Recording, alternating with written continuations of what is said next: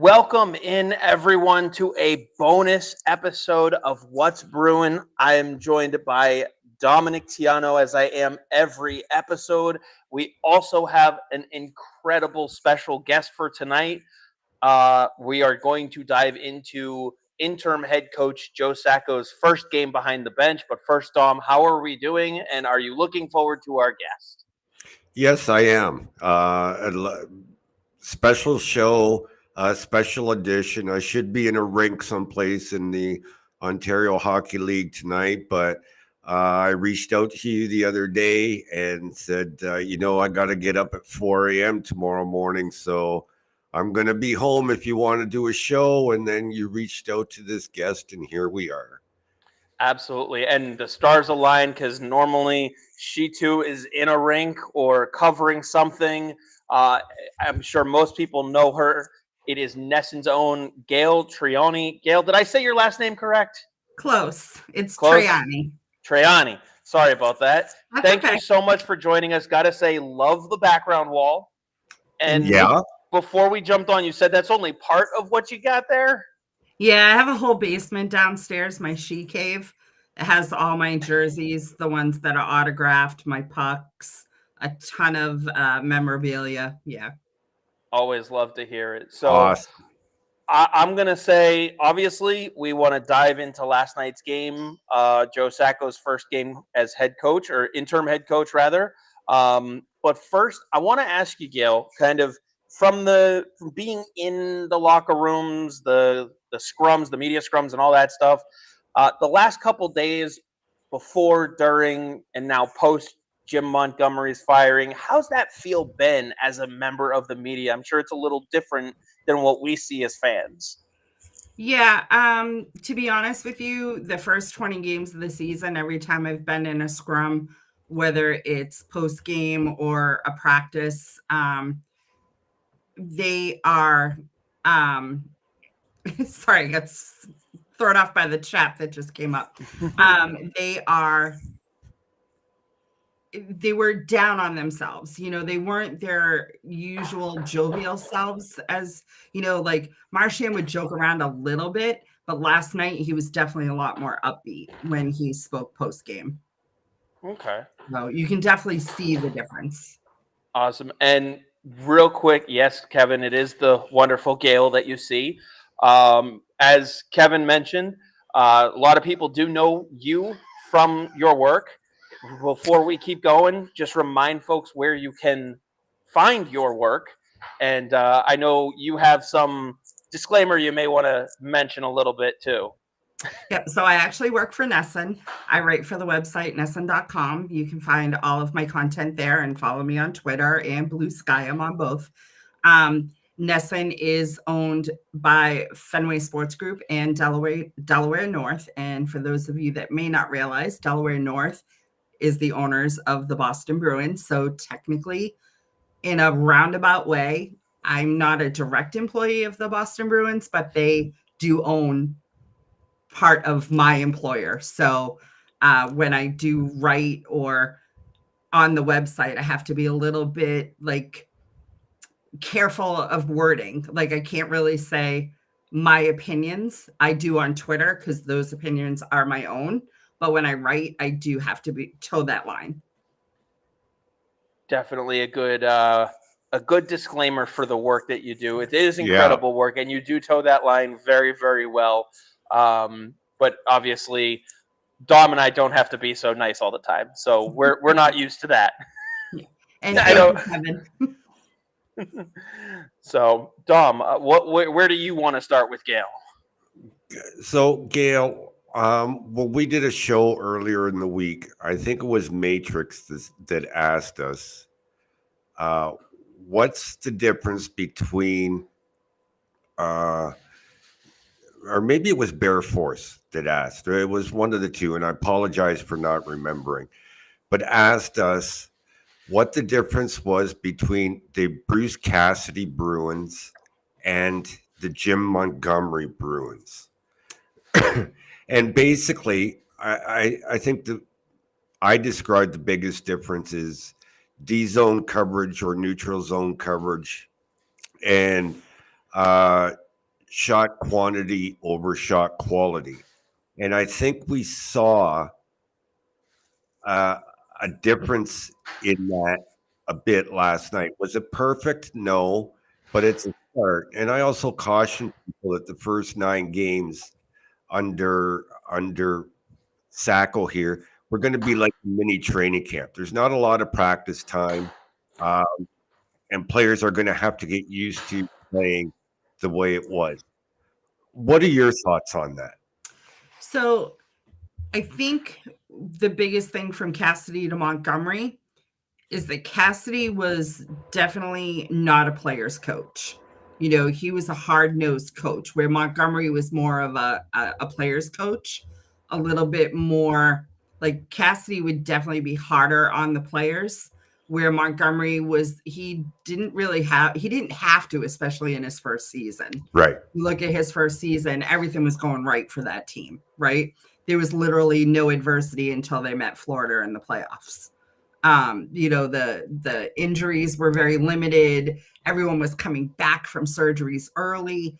They went on that historic run. So he didn't really have to coach so much, and you had Bergeron and Krejci on your power play, on your penalty kill as your playmakers, and then second year, and in that first year too, they still had that shot quantity over the quality. Last year, because the turnover of the roster, you saw more of the quality shots versus the quantity, and they were being less selfish, and it didn't work as well, and it wasn't working this year either, because Pastrnak would pass up a shot to make a perfect pass, where last night you saw them with that shot first mentality. Right. They had 18 shots on the power play. If you look at the first 20 games, they were lucky if they had 1 or 2 shots a night on the power play. They had 18 on 7 opportunities last night. You could tell the difference was they had the shot quantity on the head. They were thinking shot first. Pastrnak had 5 shots, 6 if you include the one that he knocked down with the high stick, and he had 10 opportunities. So that's a huge number from him. From Columbus, he had 0 shots on net. Yeah, which is very unusual for him. Right. So I'm not sure if the mentality changed, because if you look at when Montgomery called out Marchand on the bench, and then it was the next game or 2 games after, he benched Pastrnak for the third period. That's when things changed. That's when things really changed. In the locker room, you mean? I'm not sure if he was in the I don't know that Montgomery necessarily lost the room, but I felt just from being in the press conferences with him, he wasn't his normal self. He didn't have a lot of answers, and I'm not sure if he was unhappy with the roster that Sweeney put together, because when people started asking him questions, he'd be like, well, you're going back 2 years when I had Bergeron and Krejci. Those players weren't replaced. And then, Jake DeBrusk walked away, which I have no problems with Jake DeBrusk walking away, because the price tag he was looking for, I didn't think he deserved, but they didn't replace him. And I think they were expecting Geeky, Frederick, Coyle to continue on the career years that they had, as well as Lysell and Merkulov stepping up and fitting those roles. So they didn't go out and get that secondary scoring. They only got the big, heavy guys. And that's what, and I think Montgomery was a little upset with that, because you look at the top 2 lines, and you have your 2 pairs together, Lindholm with Marchand, because obviously Lindholm did not build chemistry with Pastrnak and Sacco like they expected. But then on your wings, you had Geeky and Brazeau. Geeky, he had a career year last year, but it was playing down on the third line. It wasn't playing up high. And then Brazeau, he is a limited, he's a great skater for his size. He's a great skater. And he has a nice offensive touch, but is he really, and any other club, is he a top line winger? No. Yeah. It's yeah. I looking back, I kind of think about it and I go, how did we not see some sort of clash going on? And like you said, the first season, everything went so well until almost like until he had to do something. Everything in the car was just autopilot and everything just went. And then as soon as he had to make a decision, it was, well, which goalie? I don't know, this one. Well, Right. you picked the wrong one, and we all knew it. And Dom, obviously, you've been saying for a while, people have been watching the show, that he should have been fired at that point. And then last year, it sounds like last year was still a lot of carryover where the players were like, we know what we're doing. You want us to change these things, but this year it really got to a head of, you want us to completely change how we're used to playing, and they all just kind of were like, no. Right. So This team, in Don Sweeney said in his press conference, the offense will come. I'm not sure. And Montgomery would say in his pressers, it's okay to win a game 2-1. You don't have to be an offensive, a full, what's that word? Juggernaut. Yeah, thank you. That's the word. You don't have to be a juggernaut on offensively, but you have to prevent the puck from going in your own net. And defensively, there was so many breakdowns. And I think part of it was Montgomery didn't give anyone the opportunity to gel. Like even his defensive pairings, you knew Lindholm and Carlo played really well together last year, and he immediately didn't put them together to start the season.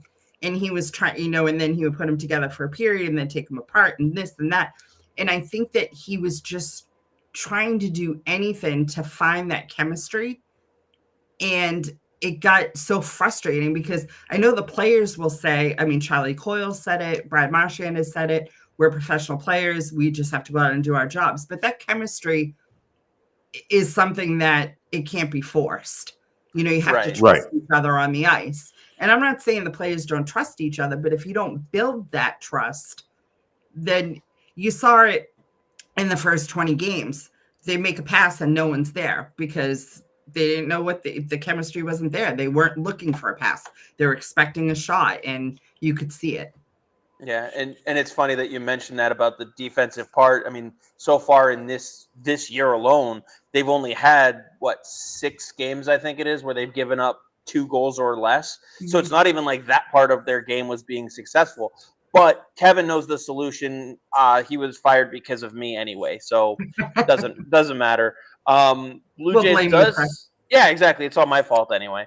But another player that's been crucial again to the defense, but I thought he had his best game so far this year was Zadorov. What was your thoughts on him, and kind of how does he seem to be taking to the change now that it's a different system where he can shoot more? Well, so his game has never been an offensive game. His game has always been a physical game. He's always toed that line. It's always been a very physical game, and he's built for the playoffs. We saw what he did in Calgary, and in Vancouver. We saw him, he's built for the playoffs. He really is. And I was having this conversation with one of my colleagues at work. He's the type of player that you have to take what you can from him in the regular season, and he's going to take a lot of penalties because he is so physical. I didn't expect him to be leading the league in penalties this early in the season. I think he has 15 so far. Let me see. That sounds about right. I know he's still leading the league. Yeah, he was at 13, and I think he had 1 or 2 last night. So I think he's up 14 or 15. But he's taking so many penalties. It's insane. But if you get to the playoffs with him, he's the big physical presence that Don Sweeney has been talking about since, the end of last season when Florida ousted them again. He definitely had his best game last night. He played with a purpose, and he played pretty disciplined he did have, I think 1 or 2 penalties last night, but that's okay having 1 or 2 penalties versus, I think he had 5 in one game one night. Yeah. So I think that you're going to see him get a little bit better. I think he plays very well with Peak. I think that they're building really good chemistry together. I think him and McAvoy, because McAvoy is thinking offense first, that Zadorov sometimes forgets that McAvoy is going to pinch down and not stay on the blue line, where him and Peak together are both defensive defensemen, that they're going to stay on the blue line and stay to their role. So I'd like to see them stay together personally. I like McAvoy with Lowry. I think that the two of them play really well together, and I love Hampus and Carlo together. Unfortunately, we don't know when Hampus is coming back. Hampus was off to a great start. He was the most effective defenseman, and then him going down is huge. Yeah. So Gayle, I don't believe that there's a switch that players or teams can turn on at any given moment. And we heard Sweeney at the press conference talk about Montgomery as being a great communicator. And we've honestly heard it for a couple of years before that. But at the press conference, he made it very clear that was one of Montgomery's biggest assets. And then later on in the press conference, when he was asked about certain issues, he brought up lack of communication between the coaches and the players. So I'm surprised nobody caught on to that during the press conference. But anyway, like I said, I don't believe there's a switch that players can flip, but last night it sure seemed like they flipped a switch, does it not? Oh, it did. 100% it did. They started on time. They played Bruins hockey. They played to their identity. They were hard to play against. I asked Brad Marchand and Sacco in both his press conference after the game and then in the scrum in the locker room.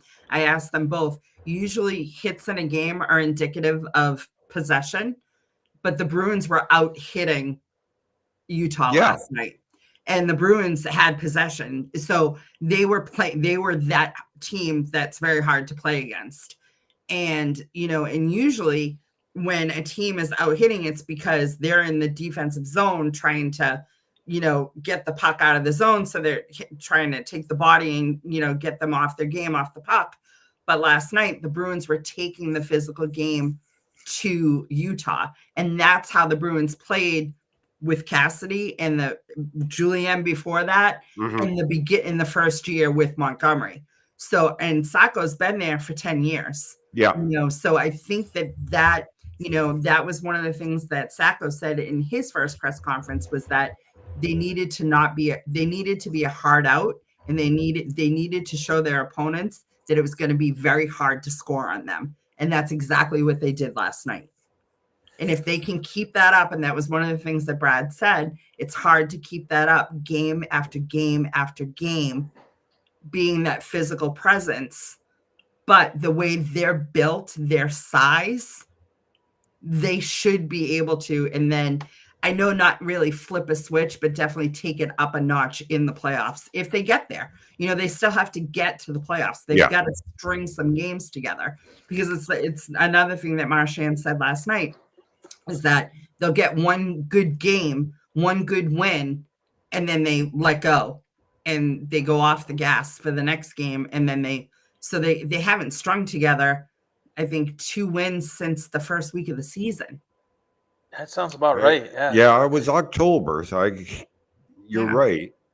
Kevin is mentioning at one point last night, Boston was out shooting Utah 23-9. The start was dominant. We've seen the Bruins be outshot 23-2. So we're used to that being the other direction. I do have to ask you, though, Dom, you mentioned press conferences, and it made me immediately think of something that we had talked about before. I've got to ask you, Gayle, I'm guessing you were at the press conference before the season, before Swayman signed his contract, and Cam Neely made his 64 million reasons comment. Did anybody look, and what was the reaction, if you saw it, on Don Sweeney's face when that line got dropped? I have to know. So it wasn't shock. So that tells me that the number was true. It wasn't shock. It wasn't like Sweeney. He didn't jolt. Montgomery didn't jolt. Charlie Jacobs didn't jolt. It was like even keel across the board. It was the reporters, all of us sitting in the rows in front of them that were like, whoa, what? Because no one had divulged that. So the reactions that I saw from Sweeney, Montgomery, and Charlie Jacobs was that if that number wasn't actually 64 million, but it was close to it, because there's no way that one person wouldn't flinch if he dropped that number if it wasn't true.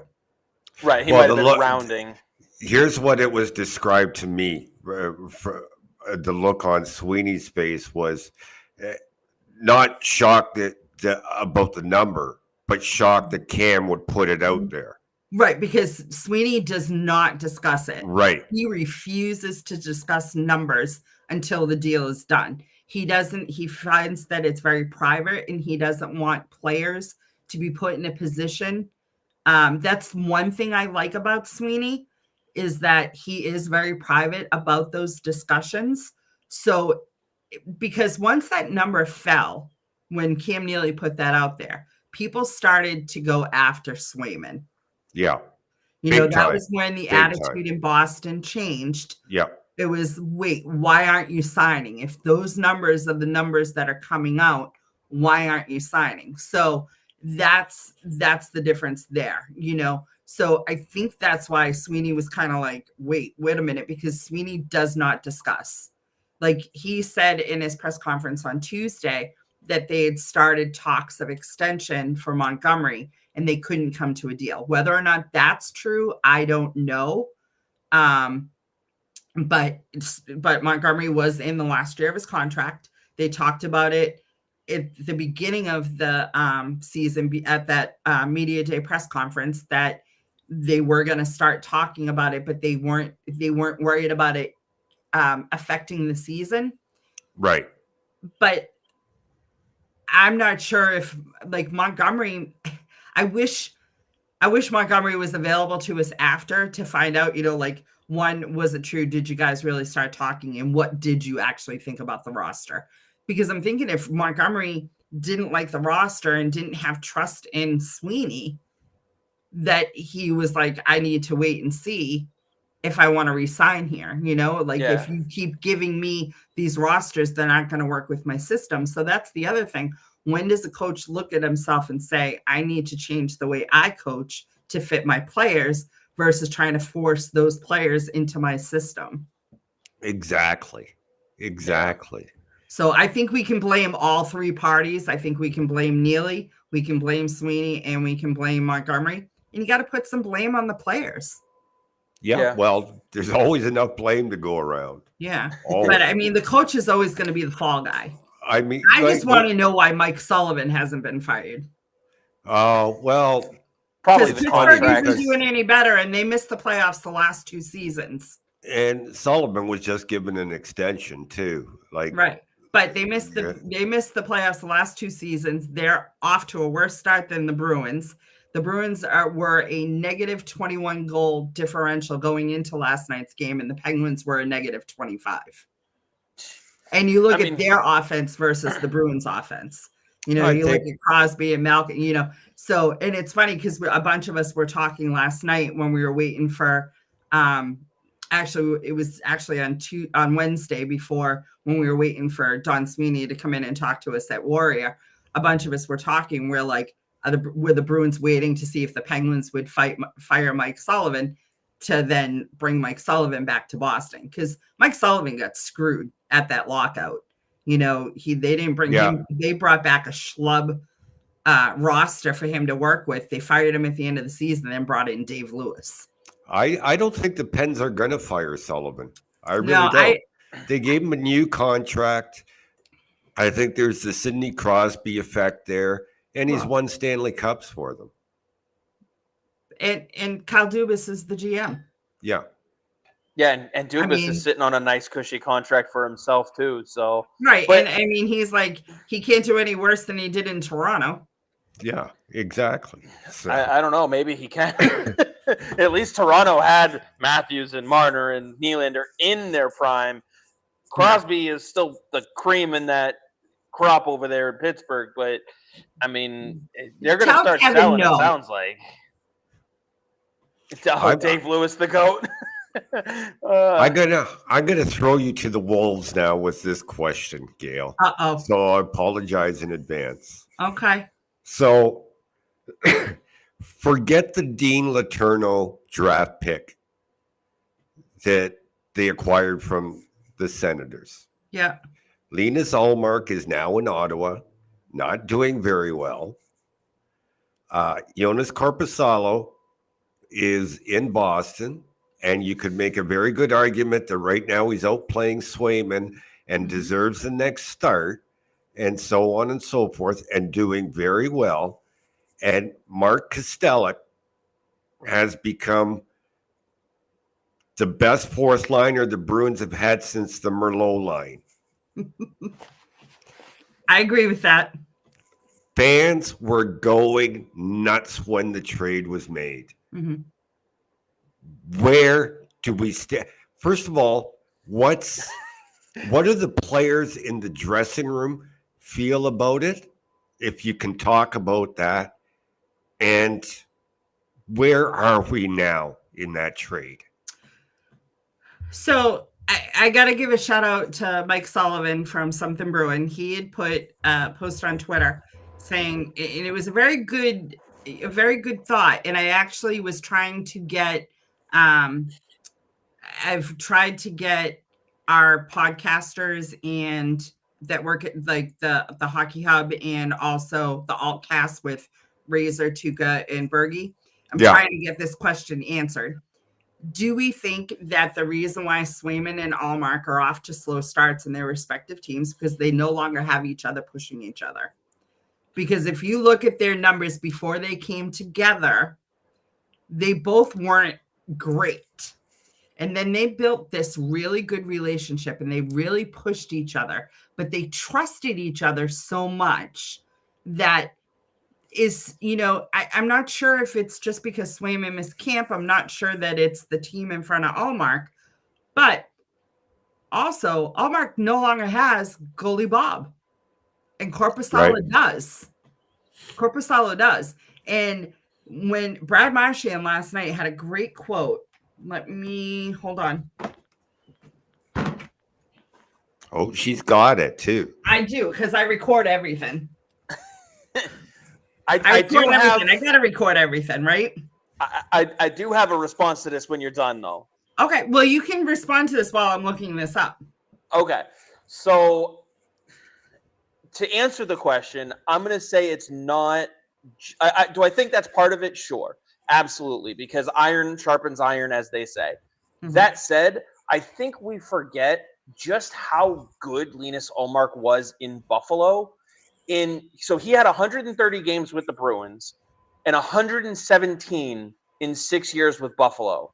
All right. His goals against average in Buffalo was 0.5 higher than in Boston, and his save percentage was 0.012 lower. So it's a 13 game sample difference and a very small margin of difference between the two. And those Buffalo teams were god awful. Oh, yeah. So the win count was very, very low. Korpisalo, we've seen perform at an astronomical level. I mean, he's got an 80 save performance in a five overtime game in the playoffs to his name. He's got a great performance in the Kings organization. Again, short term. He goes to Ottawa, and they think he's going to be their starter. But that Ottawa defense is garbage. They do not play a defensive game. If you look at the spine down the middle, those centers are not known for any part of their defensive game. They don't have a Bergeron, Krejci, Coyle, anybody like that. So do I think iron sharps iron and they perform better because of each other? A little bit. But everything else, all the other factors, I think play a much, much bigger role than people are giving them credit for. You also have to, I think that Ullmark also tracked the puck a little bit better in Boston than he has been in Ottawa because, again, like you just said, he trusted the defense in front of him. He knew where the defense was going to be. And Swayman's numbers are a little bit skewed this year as well, because the part of it is that Carlo, unfortunately, I think he's had 5 goals go off him, all in Swayman games. Like whether it goes off his shin, his skate, his knee, his stick, whatever, it's friendly fire. So, but I don't. It's hard because when you have someone like goalie Bob, who has been able to work wonders with every goaltender that has come to Boston. I mean, you look at the numbers of every goaltender since he's been in the organization. He just is. He trusts people. And the goaltenders trust him because he's not trying to change their style. He's just trying to elevate their style. He's calling on their strengths. Right. So, and that's what a good goalie coach does. And Montgomery 100% always said it's whatever goalie Bob says. He never really, you talked about that first Florida series when he went with Allmark, when everyone thought they were going to keep the tandem, and Swayman didn't start until game 7, in 2023. Yeah. Every single game, Montgomery would say, goalie Bob makes the decision. Goalie Bob makes the decision. So I'm not sure if Montgomery was making the decisions last year or this year. I don't know if he still was relying on goalie Bob. I don't know if Sacco's relying on goalie Bob. But right now, Korpisalo is playing better than Swayman. He should be starting. I don't think that Swayman should. I know that Swayman's big thing is that he wanted to start 55 games, and Allmark wanted to play 55 games, and you can't do that with 2 goaltenders in an 82-game season. It just doesn't work, which is why one of them had to go. Going back to Dom's original question. The trade, I wasn't upset with the trade when it happened because I knew that they could not keep Allmark and Swayman.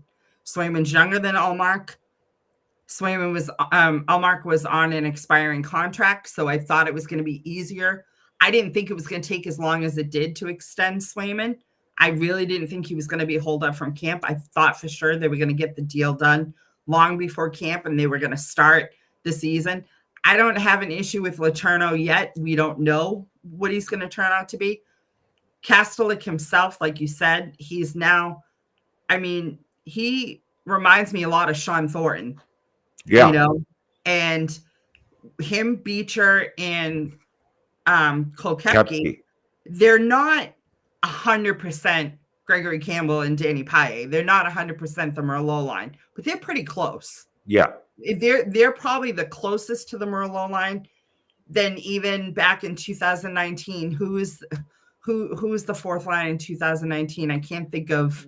That was the Schaller, Achari, and Corrali line, right? Corrali, yeah. And a lot of people were like, "Oh, that's close to the Merlot line." This line's even better than that line. Definitely. Their production has dropped off a little bit, but you're not as worried about the opposing team scoring goals on them. Right. They're defensively sound. Yeah, Beach is still making a little bit mistakes, but again, he's only in his 2nd full season. So, Kevin, I would not say they're better than the Merlot line. Sorry. I don't think they're there yet. I will say though, if they continue to grow together this year, they could get there. It's not impossible. No. And Gayle mentioned Beecher. Just to note, he's now played in 70 NHL games, so he's no longer waiver exempt. Mm-hmm. That would probably be why he hasn't been waiver exempt is Patra, correct?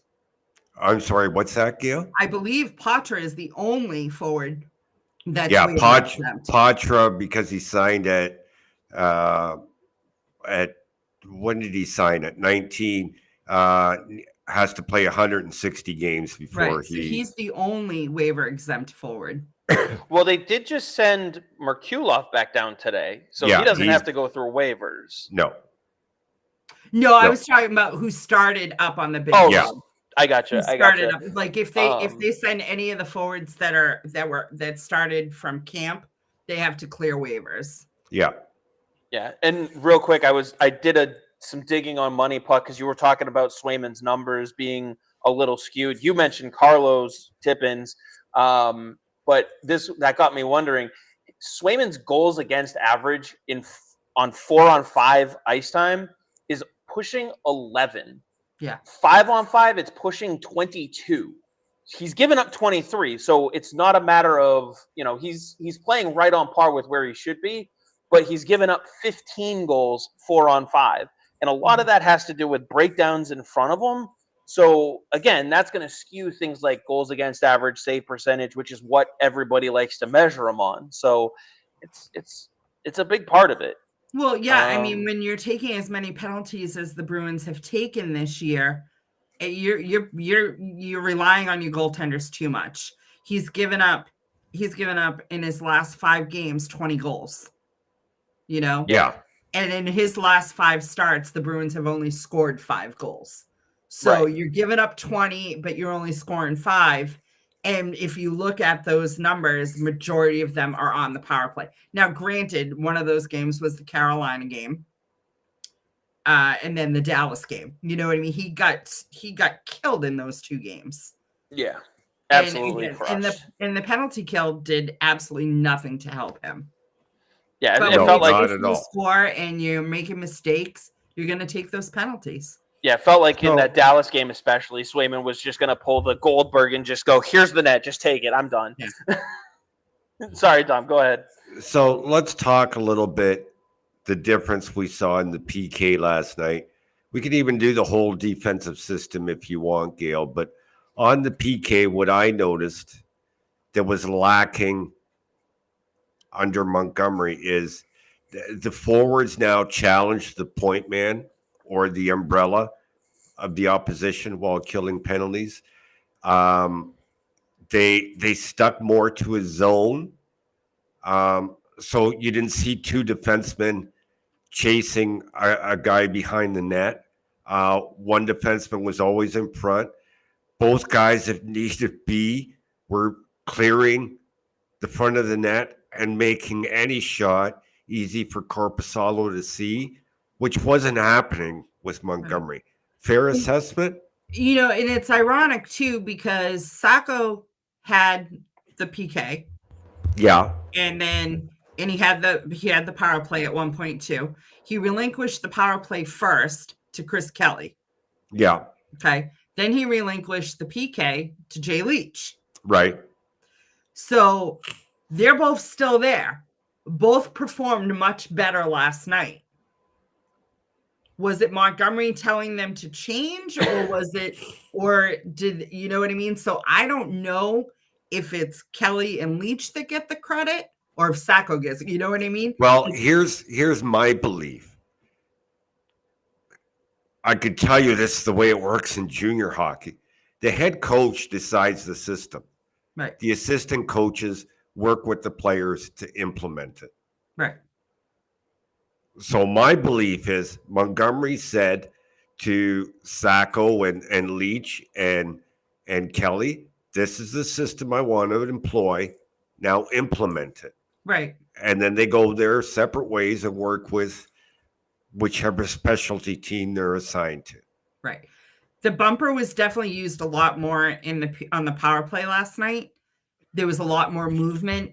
Pasternak wasn't just in the face-off dot. He was actually moving around, which under Montgomery, he usually was planted in that face-off dot. He barely moved. So, and 2 years prior, he moved around a lot more. And that was when Sacco had the power play. You know what I mean? So, yes. But, so yes, with the PK last night, I saw this team. The PK that I saw last night was the PK we saw when they led the league from basically 2019 to 2023. I mean, they were the top of the league for PK for how many years straight? I think 5 years, 4 years. And that was the PK that showed up last night. If you look at, so last night, Korpisalo, they had 3 shots on net on the power play. Utah only registered 3 shots. And they had 4 opportunities. only 3 shots. That's the Bruins PK that we know. That's the Bruins PK. Yeah, That's the Bruins PK. everything to the perimeter, and their clears were better too. I Yes. think Yes. it was Chris that actually you tweeted that out last night, did you not, Chris? I'm pretty sure it was you. Probably not. I don't think I sent many tweets out during the game last night. It might have been. Their clears were definitely a lot stronger. Yeah. But they weren't just clearing at 200 feet either. It was like they were trying to clear it to a body. You know, it was like they had that mentality. Like, it's been a couple of years since Brad Marchand has scored a shorthanded goal. They only have one this year, and it's Pavel Zacha. Yeah. I think Charlie Coyle had 2 last year. You know what I mean? Like, they haven't really Brad Marchand hasn't had a lot of shorthanded goals. And considering his history with shorthanded goals, yeah, you know, I think that they were trying so hard to clear the puck under Montgomery, but the opposing team was clogging up the blue line and they weren't able to clear the puck. And that was a horrible for the last 2 seasons. They could never clear their own zone late in a game, whether they were trying to hold the lead or they were trying to come back from it. They couldn't, even 5-on-5, they couldn't clear their own zone. Or 6-on-5 with the goaltender pulled. Oh, yeah. Now, speaking of the power play, the special teams overall, I know, Dom, you have a bone to pick with, I don't know if I'd call it a media narrative or not, but Blue Jays mentions Merkulov being sent down to Providence. Now, after that move, and I guess maybe a little bit before it, there's been this narrative that Merkulov was pulled off of the first power play unit because he whiffed on a shot. Dom, I will let you take that over. No, Merkulov had just finished a long shift. He was on the shift where Utah was called on a penalty. It was a long shift. He's out there for a long time. So they put Zacha in his place to start. He wasn't pulled off because he whiffed on a shot on the previous power play. That's the reason why he didn't start that PP. And Zacha looked good on it, so they left him there. Yeah, and Sacco said that post-game. I'm trying to look for his quote because he was asked why he swapped out Merkulov and Zacha. I was going to say, did someone ask him about that? Yeah, someone did ask him that. I missed it there because I'm looking through it right now. Because I was complaining to Chris, why did nobody ask him about it? And okay, well, I missed the press conference. So yeah, someone did ask him about it. And the other thing is too is that my thing last night is that I wanted Lindholm off the first unit, and I wanted Zacha moved up, and because they were generating the shots, and you know they didn't score on the first 4 opportunities; they scored on the 5th opportunity, and that was when he moved Zacha up to that top unit, right? And moved Merkulov down. Now, with him getting sent down, there's one thing that has been, and Dom, I believe you mentioned this as well. It is not the coach's decision who goes to and from Providence. That's all not. Don Sweeney. Yeah. So, I mean, yes, he watches every single game. He knows what's going on, and he talks to the coach afterwards.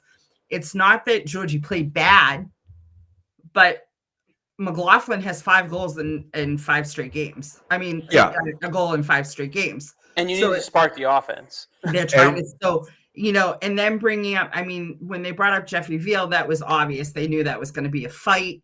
You know, you knew that they wanted that physical presence when they brought him up and sent him right back down. I'm glad that Merkulov got 2 games, and I'm glad that Sacco gave him time on the power play to see what he could do. I don't think that we're not going to see him again this year. Agreed. But I have no issues with McLaughlin coming up. It's, you know, it's funny because McLaughlin doesn't play bad when he's up. He just never has the opportunity to string together along enough games to get a true sample size. Yeah, not since it's his first year. I think where he got 11 games in, scored 3 goals in those 11 games, something like that. So this is Sacco's quote on Merkulov. I thought that he had some moments where he moved the puck well, but I thought Pavs looked good there. And we decided to go with him. And that's basically all he said, was that he thought Sacco looked better and that he thought Mikhailov had some good movements. So I don't think he was being punished, Dom. I think you're right that, he had come off that long shift. So it was easily, to make that switch was easy. And yeah. Yeah, I agree. I just want to comment on this. We realize it's one game. We mentioned it right off the top.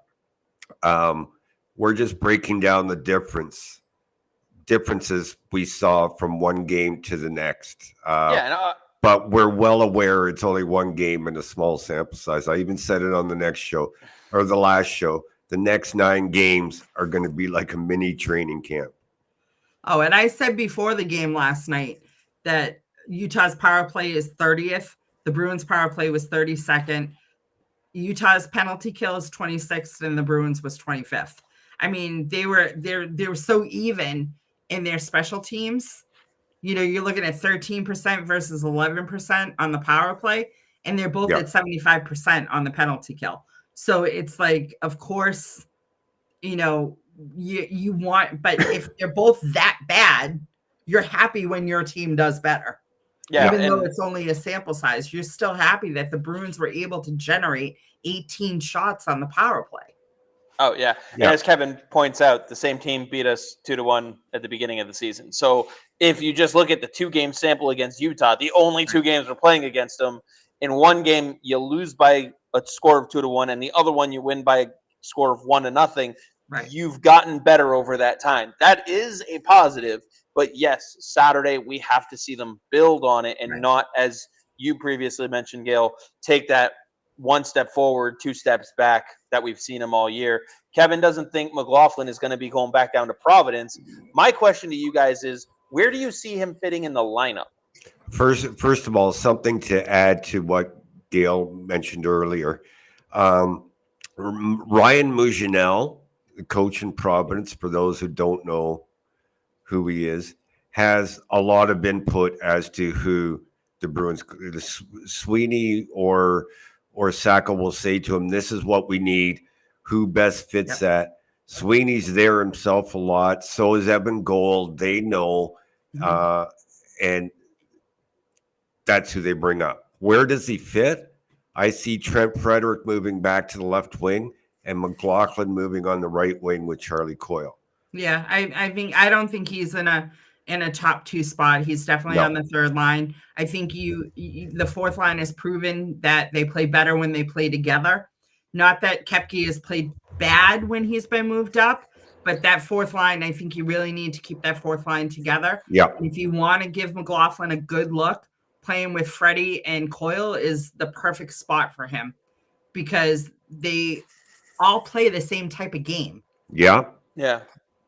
So, and this is just a, next lineup question, default after that. Do you guys see Geekie coming out and Johnson going back on that top line left wing spot? I would love to see Tyler Johnson get a little bit more of a look under the new improved system, because they're not, like Sacco said, he's not going to completely overhaul the system. He can't. You know what I mean? Like they'll change it as they go, but he's not going to completely change everything at once.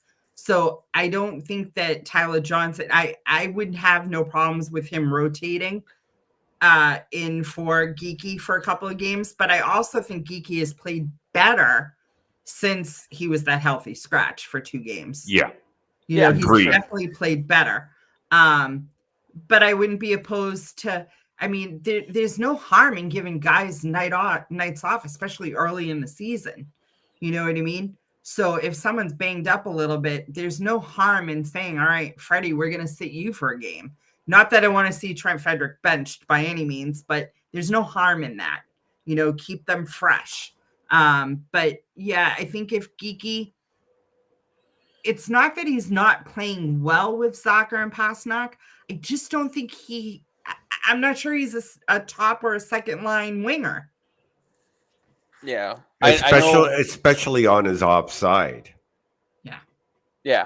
And I know, Dom, you and I were saying coming into the season, we wanted to see those two, Freddie and Geeky, on a third line centered by Matthew Poitras. But obviously, with him down in Providence, it's kind of what's the next best option. And I mean, Coyle's playing well. I mean, the Coyle Frederick combination has always been solid. I like Freddie better on the right, though. Yeah. I don't think it's a coincidence that his first game back on the right side of Coyle, he gets 2 goals. Right. And Coyle and Frederick built that chemistry when Krejci and Bergeron was still here. And every single shift, every single game, they were getting better and better. Now, obviously, when you lose Bergeron and Krejci in the same season, and you have no money to go out and get top centers, you got to elevate Coyle. So he had to move up to that top line, which left Frederick in no man's land.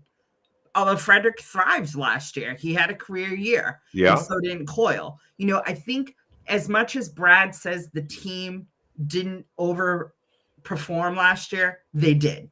They overperformed last year. And I think that anyone watching that team, no one thought that they were going to be as good as they were last year outside of goaltending. Dom, you remember I was saying it all going into last year. They were going to win the division. I said it all going into the season. But I will say I don't think the team overperformed. I think individual players overperformed. And that's probably what he is kind of underlying there, because the team was good enough. That wasn't the problem. They lost the division on the last day of the year. That sucks, but they were in competition for it all year. But I'm not sure they didn't lose on purpose to face Toronto in the first round. We'll never know. No one on that team's going to ever admit that. Right. But I do think a guy like, Coyle, like you said, career year. Frederick, career year. Geeky, career year. Even if they were down one notch, they're still maybe the second team in the division anyway, just not on the last day of the year, maybe 3 weeks left in the year. Mm-hmm. I do think it helped a lot, though. Kevin adds in that he thinks, in his opinion, Johnson's needed to help the power play, which he looked good on early in the season and in the preseason. So I'd like to see Johnson get a run. I like the units that now. So today, what did they do today? I was going to say, you're making me pull up, I think, was it Mark Diver who sent it out today? I always look at Fluto. No, that was Providence. I always look at Fluto. No, I just saw the power play units today had McAvoy, Pasternak, Sacco, Lindholm, and Marchand, which was the same thing that they scored the goal on last night. Yeah. And on the second unit, Johnson did skate with Lowry, Geeky, Coyle, and Brazeau. What I like about what Sacco's doing with the 2 power play units is he's going with 1 defenseman and 4 forwards. I like that. But he had the benefit last night on a couple of the power plays where there was a late whistle with like 10, 12 seconds left in the PP, and he would throw 2 defensemen out there. Yeah. Yeah. I wonder if the fact that they're skating both Johnson and Geeky on that PP2 unit, I mean, is there a shot that you bring McLaughlin up and don't play him on Saturday? Or do you guys think he's definitely playing on Saturday? Well, they're on the road, so they want an extra defenseman. Or that's an what I'm extra asking. Defenseman and an extra forward. Right. So it's possible. It's possible that he doesn't start. If you're gonna, Geeky has shown that he's playing better. He had last because night. You could go back to that third line that you had that was really good when it was Freddie, Coyle, and Geeky. Right. He had 2 shots on goal last night. Not that that's a lot, but he had 2 shots on goal last night. So he is playing better since, like you said, he's been playing better since he got benched, or a healthy scratch, I should say. Like Kevin said, Johnson on the power play makes a lot of sense. He can play that bumper just like Lindholm can. So I'm not sure if McLaughlin actually gets a start. he may not need to start. He could just be up just in case maybe someone's banged up and they want to have that extra forward in case someone can't go. Could be Brazeau for all we know. Yeah. But he was on the PP2 unit as well. So that's where I kind of, I don't know. Well, and I think Brazeau has been playing really well with Marchand and Lindholm. That line's starting to build a little bit of chemistry. And for a big guy, Brazeau's not slow. And he's winning board battles. Don, you remember coming out of last season, that was my biggest concern on him. If you watch the game last night and you watch a hockey game the way I watch a hockey game, which player on the Bruins side do you think had to pick his ass off the ice the most again last night? Probably Brazeau. Justin Brazeau. Remember, we talked about it weeks ago. That's only because Matthew Poitras wasn't in the lineup. No, because we talked about this weeks ago when people would say Poitras falling down. And I gave the numbers. I said, you watched the game last night where Poitras had to pick himself up twice. Brazeau had to pick himself up 6 times. He spends he gets knocked over pretty easily. The problem I have with Poitras, I love Matty Poitras, but I'm not upset that he got sent down to Providence. I'm not either. And I'm the one who said last year he was making the team out of camp. Right. So the thing about Poitras is when they hit him hard. He's getting crushed. And when he gets crushed, it brings him mentally out of the game. Not physically, mentally. Mm-hmm. And so he needs, I have no problems with him developing. I think he's going to be a phenomenal player for the Bruins at some point. I see him more being a David Krejci than a 100% goal scorer. I see him being his vision of the ice is very much like Krejci's. Yeah, we saw it when he fed Pasternak. I'm not sure why Montgomery. I think he had a little too many turnovers on the power play, which is why Montgomery never put him back on the power play. But I would have loved to have seen him get more chances on the power play. Mm-hmm. I think that Mougenel is going to give him that opportunity. And since the Providence Bruins run the same systems as the Boston Bruins do, I think he's going to develop a lot quicker. And when he comes back, just like Beecher, just like Lowry, his game's going to be that much better. So I have the people that are freaking out about him being down in Providence. I think it's one of the best decisions Don Sweeney's ever made. Yeah, I got no problem with it.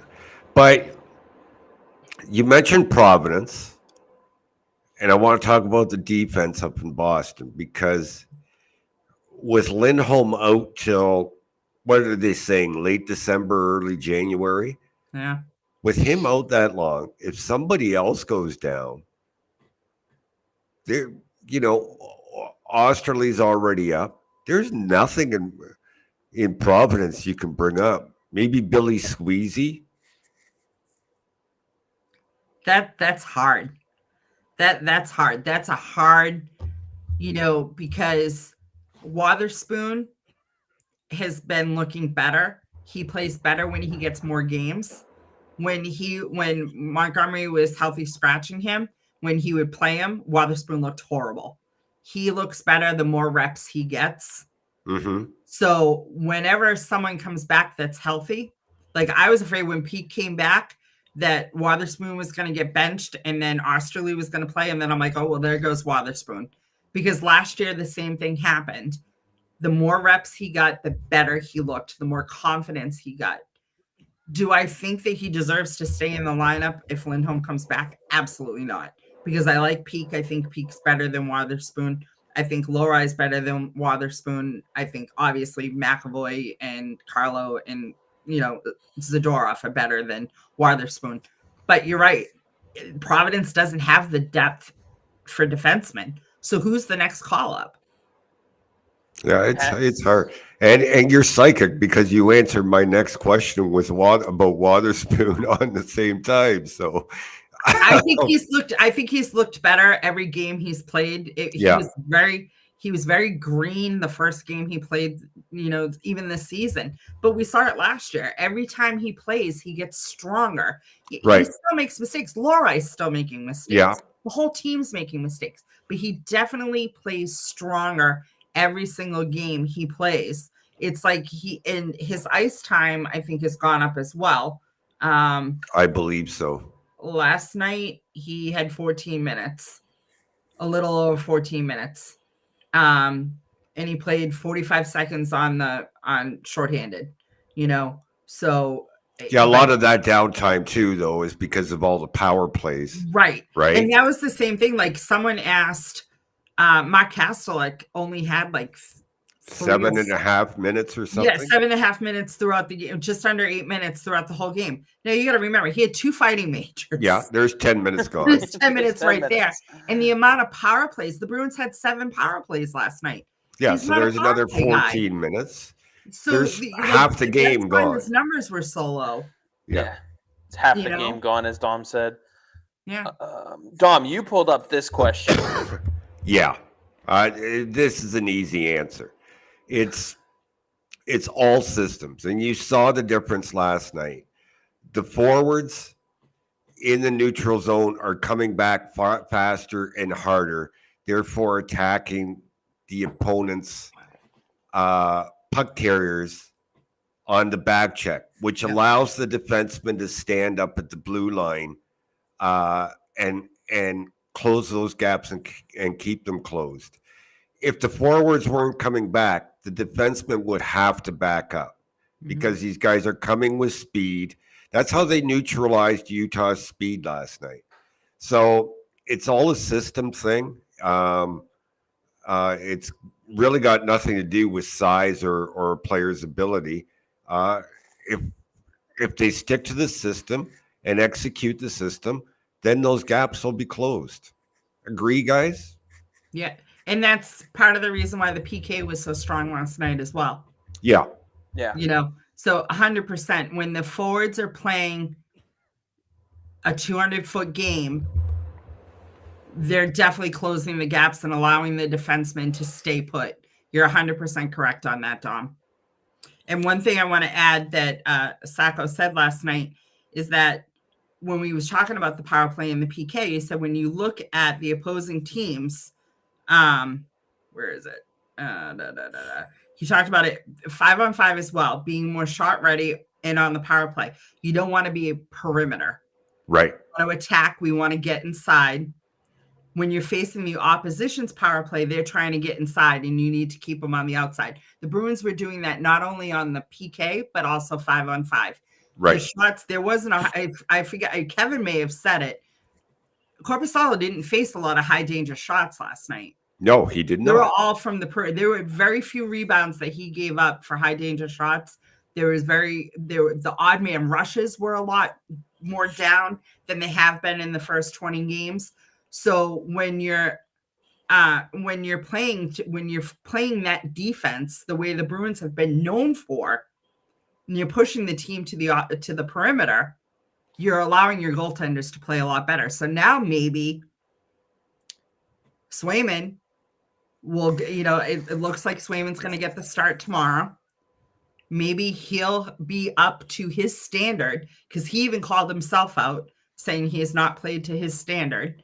So maybe he'll play to his standard because the defense will keep those high danger shots away from him and they'll keep him out to the perimeter. But the team has to keep their foot on the gas. Exactly. They cannot let up. Exactly.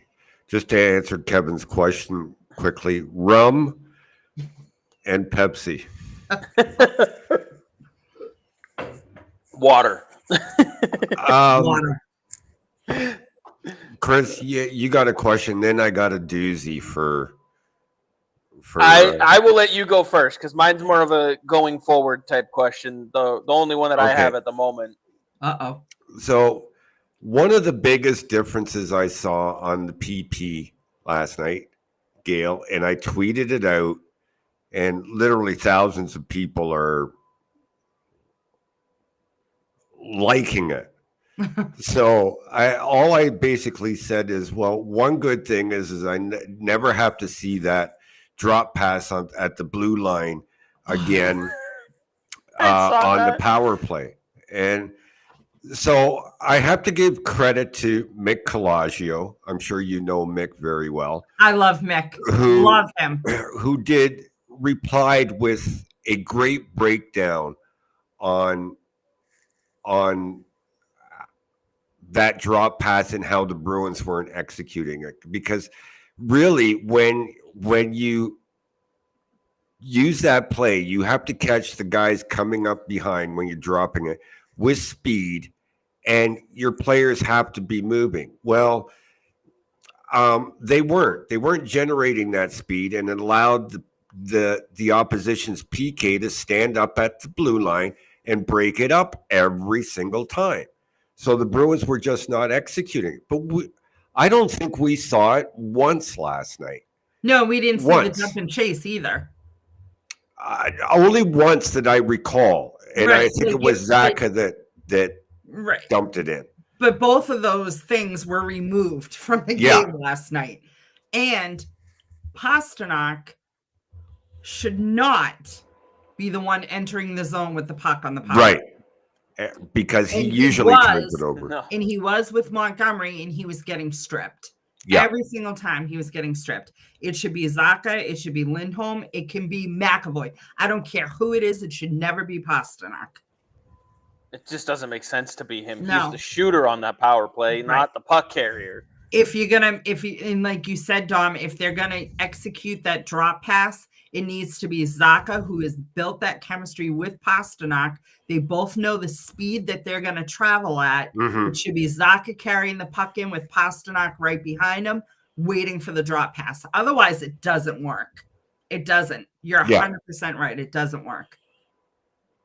Well, I had to give credit to Mick because he broke it down very well. I love Mick. He's a great guy. Him at games. There are quite a few reporters that I enjoy seeing at the games.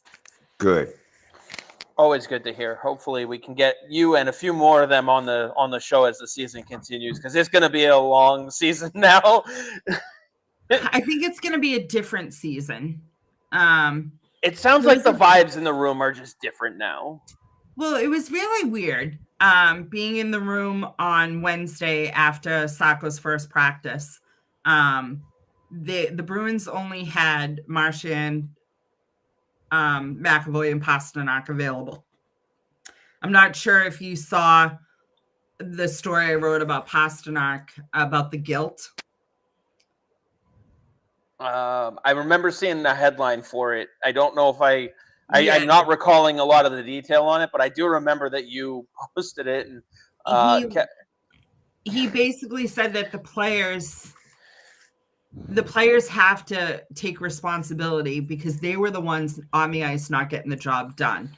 And even Marchand said last night, they played to their standard last night, but you have to remember that the situation, what happened to get them there. You know what I mean? So they said all the right things about taking ownership. Now, in the Wednesday, even though they have a new coach, it was pretty solemn in that locker room. And again, it was only Marchand, Pastrnak, and McAvoy. They only let the three, captains, the three leaders on the team talk. We only heard from Sacco and Sweeney that day. We didn't hear from Neely or anything. And then last night, it was based on game performance. Who we asked for. We asked for Marchand, Lindholm, because he finally got the monkey off his back and scored that power play goal. Korpisalo spoke. And Mark Kastelik spoke, So, and again, it was game driven, and the vibe was definitely. They won. It was and even though it was only a 1-0 game, it was a pretty dominant game. And a lot of people are saying it wasn't a dominant game just because it was 1-0. Yeah. As Kevin pointed out, at one point in the game, they were outshooting Utah. I think it was 29 to 23 to 9. 23 to 9. Yeah. So how do you say that's not a dominant game? Yeah. They were bailed out by their goalie. The goaltender bailed them out. Well, Korpisalo only made 22 saves. No, I think he means I don't think Pavelka. Vamelka Okay. Oh, yeah. bailed Utah out. 100%.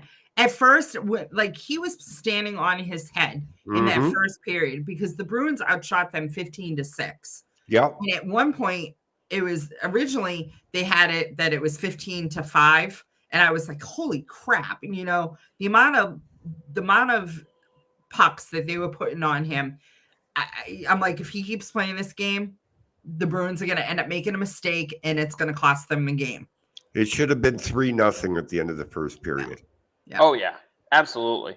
Yeah. Absolutely. He totally kept him in that game. And that's part of what his ceiling is. And, that's something that I think a lot of people have lost sight of on Korpisalo, and they're all surprised on his numbers and how he looks. But that's the way Korpisalo had been throughout his entire career. He has that ceiling. So we do have one vote of confidence from Kevin. He wants you here every week. Thank you, Kevin. And to speak to your point about Korpisalo, I know a lot of Boston fans were mad that he was the return because he was the return. It wasn't Kastelik. It wasn't the draft pick. He was the return for Allmark. You know what I mean? Yeah. And a lot of Bruins fans were mad because of his salary, what his cap hit was going to be. And they looked at his numbers only when he played in Ottawa. They didn't look at his previous numbers. They didn't look at that small sample in LA, when he played for the Kings. They didn't look at the fact that Allmark wasn't exactly the greatest goaltender when he played for Buffalo, like you pointed out, Chris. And Korpisalo has been very solid. He hasn't let up ugly goals. There was maybe one or two that you're like, oh, he wants that one back. And other than the first game. Well, yeah. Well, I mean, yeah. We'll forget about that Florida game. Yeah, Pin in that one. What game was it? He started and it was the first. He's like, I want that first goal back. He was so mad that he let up the first goal. And I forget, and I think the Bruins won that game, and I can't remember what game it was. But I remember talking to him after in the locker room, and he was like, that first goal, like he was so mad that he takes such pride in every goal that he either stops or lets in. So I think that we have to remember that the goaltending tandems that the Bruins have had throughout, I mean, we could go back as far as Andrew Raycroft and Felix Potvin. You know what I mean? The goaltending tandems that the Bruins have had have always been solid. It's the team in front of them. They've never had a guy that you're like, oh my God, he's in net tonight. We're definitely losing. Yeah. Yeah. There was, I forget, I think I said it on this show. There was someone I was talking to trying to do, actually might have been on my other show. I'll have to try and dig it up, but we were trying to talk about the numbers and kind of where he would be at the end of the season. And I was like, I can totally see him having, a 2.6, 2.8 goals against average, somewhere in that range. And, I forget who it was, but they were like, that's effing crazy. And I'm like, just you watch, because he's always, when he's on his game, he controls his rebounds. He absorbs the puck. He doesn't turn it over right in front in vulnerable positions. And he plays his posts well, up tight. He doesn't give up bad goals. He's just given up a lot of tough goals because of teams he's been on not giving him a good opportunity. Last night was a great example, keeping the pucks outside the zone, keeping them to the outside perimeter. He can see the shots and he makes the saves. So it's funny because the way you just described Korpisalo was Swayman last year. Exactly. So now, essentially, as far as style and ability, they're very, very similar. Yeah. Let's see. Yeah, Clearers also mentions that that Vamelka had 48 saves against someone else this year. Go back to his previous comment. This one? The one you took down that I was waiting to respond to. Oh, this one. Good power play, reads the PK and adjusts. What is the Bruins' problem? And how about a slap shot like Orlov on the point to mix it up? Well, that's what we saw last night. Yeah, they read and they adjusted. And that's why they have a new coach. Yeah. Yeah, I think McAvoy was looking for the shot more than he would have, and so didn't Lowry. But if the lanes are clogged, you're not going to take that shot because it's just going to deflect out of the zone. So, but they were looking to take that shot from the point. Yeah, and what I will say, Gayle, is McAvoy, much more than Lindholm, was very predictable what he did on the power play. He would get the puck at the point, skate down the wall, around the net, out the other side, and lose the puck. Every time. McAvoy. Every time. It's funny because McAvoy, I said it again, talking to some of the other reporters, he's not played the way we've seen him play. Right. I think we're going to see the old McAvoy emerge. Exactly. I think we're going to see him more confident, more playing to the McAvoy that when he came in, that immediately like everyone's like, that's our horse. You know what I mean? That's the guy. And he can be a great quarterback on the power play if he plays to his game and not what he was doing, trying to skate down the wall. Overthinking everything. Yeah. Well, the whole team is overthinking everything. Exactly. I think some of that comes from the clash in the philosophies. And I'm just starting to wonder, did we as a collective overrate Jim Montgomery as a coach here in Boston because of the record, because of the record-setting season? I mean, he even said it himself. That first year, he didn't do much. Every time he had to do a coaching decision, whether it was a goaltender change in the playoffs, because he messed that up 2 years in a row. Not just one. He messed it up 2 years in a row. He changed his lines constantly and yet didn't adjust anything else in the game. His answer to everything was move this player off of this line and put someone else on it instead. He would, a guy like Matthew Poitras would be playing really well and then he'd bench him because of one mistake. Like, how overrated did we actually view him is my question. Well, I think if you look back to his first season, the leadership alone, you had Bergeron, Marchand, and then the A was rotated between McAvoy, Krejci, and Pastrnak. You know what I mean? That and I think Carlo too. And right, yeah. So I mean, you look at that leadership group, and you look at and then at the trade deadline they bring in Bertuzzi, they bring in Orlov. You know what I mean? Everything, like, I mean. Sorry, for those who are listening on the pod later, Kevin said a lot of people wanted to point to Monty's win record, but my 2-year-old niece could have coached that team in his first season. I mean, it's true, and you're right. But the other thing that he did too was he kept the defense fresh, though. That was the one decision that I did like that Montgomery made, was that he kept the defense fresh where he was rotating the defensemen a little bit. Mm-hmm. Because they were getting banged up because of the style of hockey they were playing. So I did like that.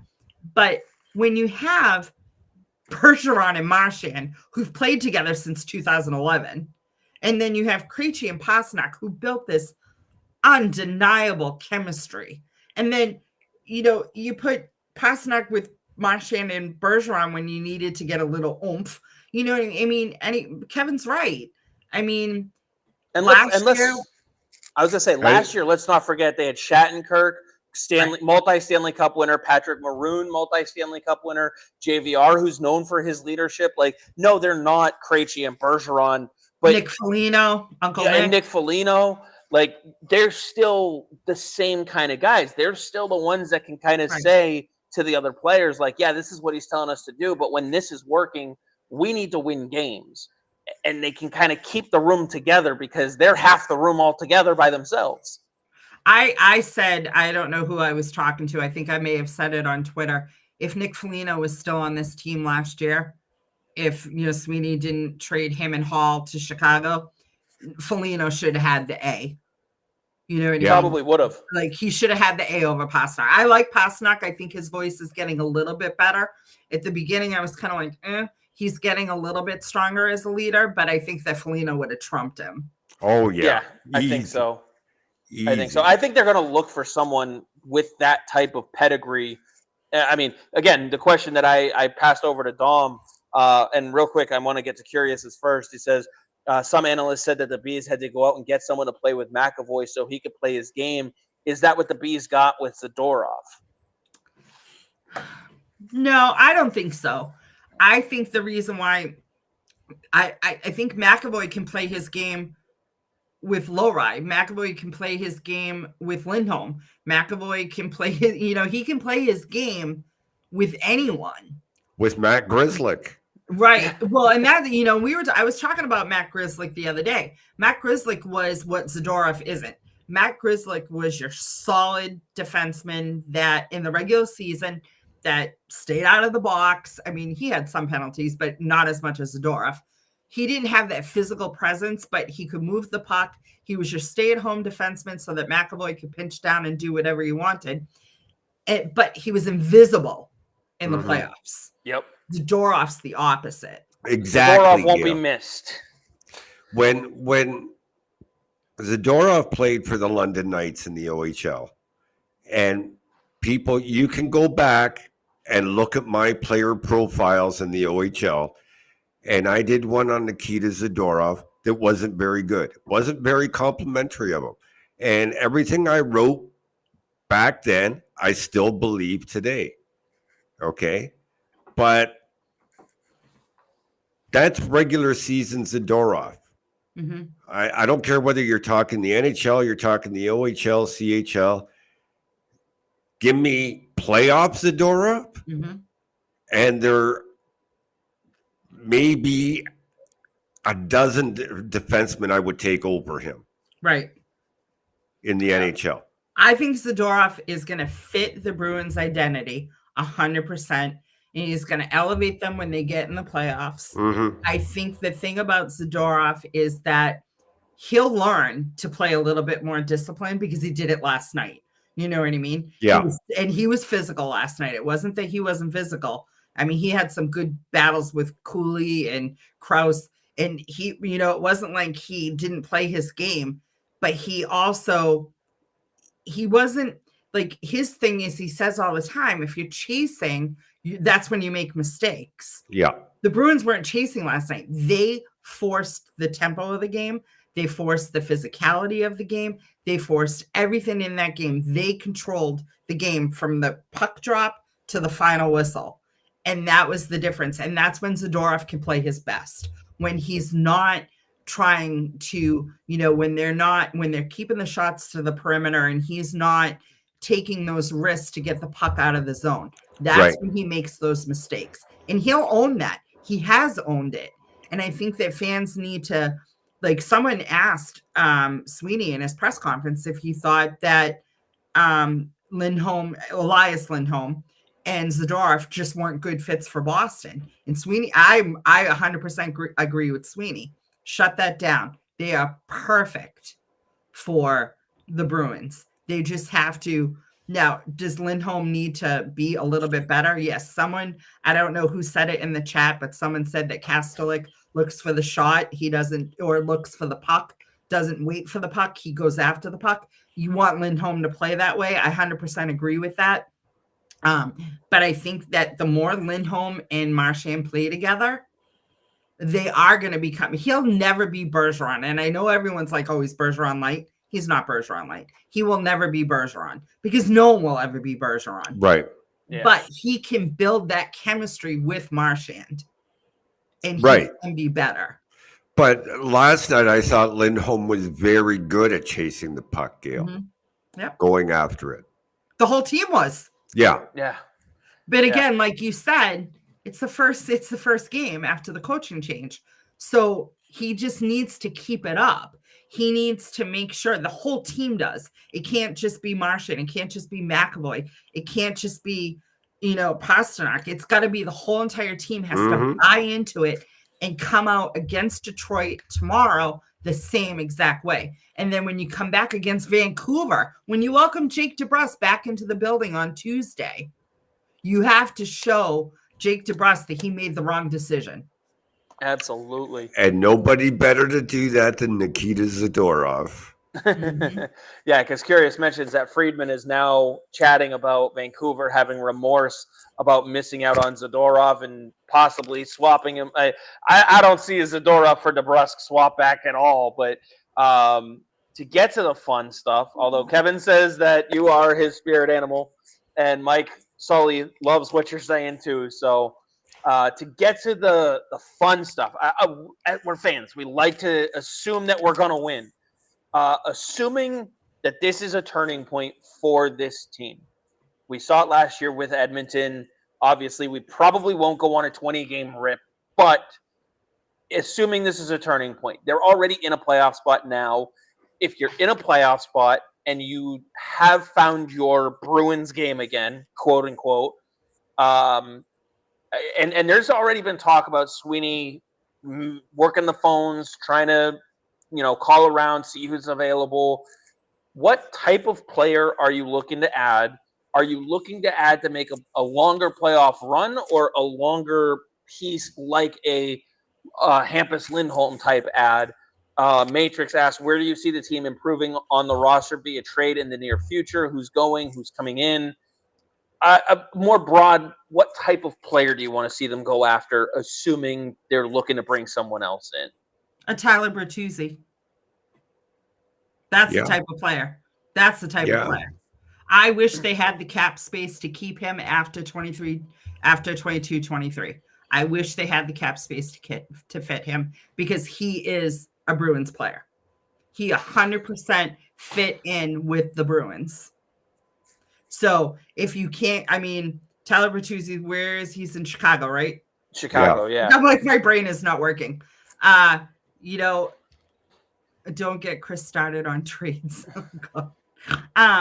But I want that type of player. I want a type of player, a JVR, not JVR because he's too old, but a type of player like a Tyler Bertuzzi or a JVR that's going to go in front of the net and get those garbage, dirty goals.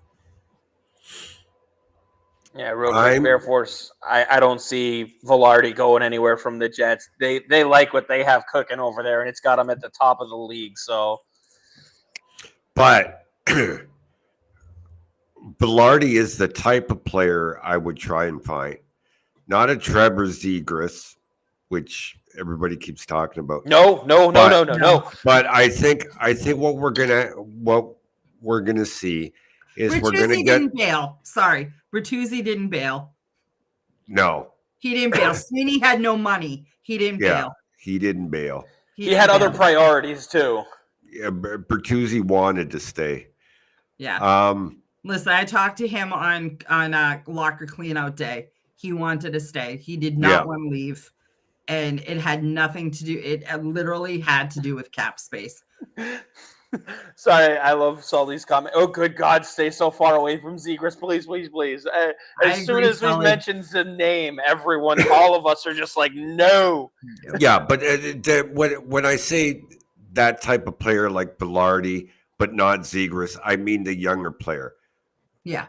What I think is going to happen, and we're starting to see it, is we're going to see the Merkulovs, we're going to see the McLaughlins, we're going to see the Lysells eventually, the Farinaccis eventually get a couple of games here and there throughout the season, so they see where they stand and what they could probably use in a trade, or if they can find what they're looking for long-term in-house. And that'll determine whether they're going to go after an older, experienced player or a younger player who can help them now and in the future. I don't have a problem with them bringing in an older, experienced player. I think that unfortunately, when they got Pat Maroon last year, it was too late. He wasn't completely healed. We didn't get the best Pat Maroon, No. So, and I don't think Bruins fans got to see him. You know what I mean? They know what it was like to play against him, but he couldn't play that game. You know what I mean? He could not play that game. He wasn't 100% healed. I actually, Mike, Sully, I would love to see Brady Tkachuk. I really would.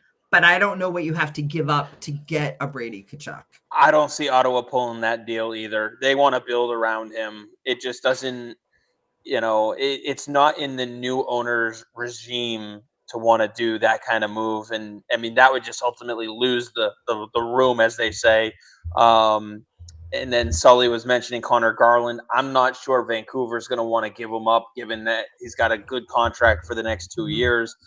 Alex Tuck is the same kind of player, so you have a trade history with Buffalo. But I think, Dom, I 100% agree with you. We're going to see, and that's probably already starting, and that's why we're seeing McLaughlin, because they'll see him in practice and morning skates and stuff like that. Yeah, Brady Tkachuk isn't realistic. That's the best way to put it. As I don't think Tuck is either. I don't think so. But it's the type of Hometown player. boy who, right? But I don't think we're getting him. He went home to play, and I don't think he's leaving. Yeah, and I don't see that one happening either. Bear Force, sorry. That's like Eichel. It's like Boston Bruins fans wanted Eichel. Everyone thought that they were going to Eichel because he's a hometown boy. He's from Tingsboro. He played hockey in Tingsboro. So everyone thought that the Bruins were going to be able to get him. And he signed an extension in Vegas. He's never leaving Vegas. Same with Hanifin. Yeah. Yep. I don't think it'll be anybody that's on our radar. I'll put it that way. No, but you know what? You look back at some of the trades that Sweeney has pulled off. Was Bertuzzi on anyone's radar? Was Orlov on anyone's radar? Was Hathaway, you know what I mean? Some of the trades that Hampus Lindholm, some of those trades that he's pulled off. Then he's made some bad ones. I mean, we're not going to give him full credit. He's made some bad ones. But Hampus Lindholm, you didn't see my tweet about the Hampus Lindholm trade? I'll send it to you, Gayle. Yeah, you were ahead on that one. So was Kevin. Yep. We were weeks ahead of it. Yeah. I had no problems with Lindholm. I'm talking about the average. No offense to anyone that's watching. I'm not talking to you guys. I'm talking about the fans that just believe that you're going to get Brady Tkachuk without having to give up, Charlie McAvoy. Right. No. You'll get him for a bag of pucks and a shooter tutor. Right. Well, I mean, that's what happened with Boychuk. They gave him up for a bag of pucks. Yeah. But that was Chiarelli. That wasn't Sweeney. Anyways. I was going to say, do we want to talk about Chiarelli's trade problems? No. He was handing out no trade clauses like they were candy. Oh, man. Let's not talk about the Chiarelli regime right now. Why? It won a Stanley Cup. It was everything he did after they won the Stanley Cup. Not what got them. And I'm pretty sure all he did was put the candles on the cake and light them. The cake was already made. No. No, Chiarelli brought in Chara. Chiarelli brought in Savard. He brought in Horton. Yeah, you can't discount what Chiarelli did to build that 2011. I thought those guys were brought in before Chiarelli. No, he wasn't officially on the job, but he was on the job. There was an interim GM in there. No, Chiarelli was hired before Chara signed. Yeah, Chiarelli knew Chara in Ottawa. Okay. Yeah, no. Ottawa wouldn't release him to sit at the draft table and whatever. But Chiarelli was calling first day of free agency. He was calling the shots. Yeah, and he was there for the first day of free agency. Yeah. Yeah. Okay. 100%. Let's see. Kevin says that this team needs a Tyler Toffoli type player, someone who can play the wing and put the puck in the net behind Pasta, nothing flashy. I wish we could get someone like Tyler Toffoli, but I think he is loving life right now playing next to Macklin Celebrini and his nice little cushy deal. So we'll definitely have to keep an eye out who is being mentioned. But like I said, I don't think it's anybody that we're hearing about that's going to get moved. And everyone is probably going to, look at the name and they're going to go, when was he available? Right. Well, I mean, and you gotta also look at the Bruins. Sweeney's going to have to, he can't just give up. He has no draft picks to give up. So let's be realistic with that. He's already given up all of his draft picks. So he has to give up bodies because he has to also open up cap space. So you're probably going to see And that's one thing you will never see on NESN. I have to put that out there. We can say who we want to come in, but we can't say who the Bruins should ship out. So I can say it as long as I don't say it on NESN. But I can say it, like, you're probably going to see the Frederick, Carlo, even Charlie Coyle. They gotta give up something to get players in return, because there is no cap space, especially after signing Swayman to his deal, Zadorov to his deal, Elias Lindholm to his deal. I mean, Mike Sully, yes, I hope that Freddie gets a deal done, but it could be a sign and trade. Yeah. I've mentioned this, Dom, I've mentioned this. I'm worried about what's going to happen down the middle. Right now, Sacco looks better down the middle next to Pasta. You've already got Lindholm long-term. Coyle has a couple years left. I do think of the three, Coyle would be the odd man out, but you're trying to find, where does Patra fit in the mix? You've got a guy like Jelvik, he's more on the left side, but you've got a couple other centers down the road that you're trying to find room for. And we mentioned Dean Letourneau as part of the Ullmark return, but 5 years from now, when he supposedly should be ready, what's your middle going to look like? You still have Lindholm under contract. Are you still going to have Zacha at that point? Are you going to have Poitras? Well, you don't know, Chris, and right, but you've got to plan a little bit ahead. No, you Why don't. They never planned for when Bergeron and Krejci actually left. Why would you true. plan? You're not going to plan 5 years ahead for a player. No, I'm not saying you plan all 5 ahead. I'm saying you've got to think a little bit about. You think 2-3 years ahead. You're not thinking about, okay, where is Dean Letourneau going to fit in my roster in 5 years from now? Because Elias Lindholm could suffer a career-ending injury tomorrow night in Detroit. Okay? You worry about the guys coming in the next 2-3 years maximum. You're not worried about 5 years from now. Plus, you have to see how Letourneau develops. Right. Look at how long have we been waiting for Lysell. Right.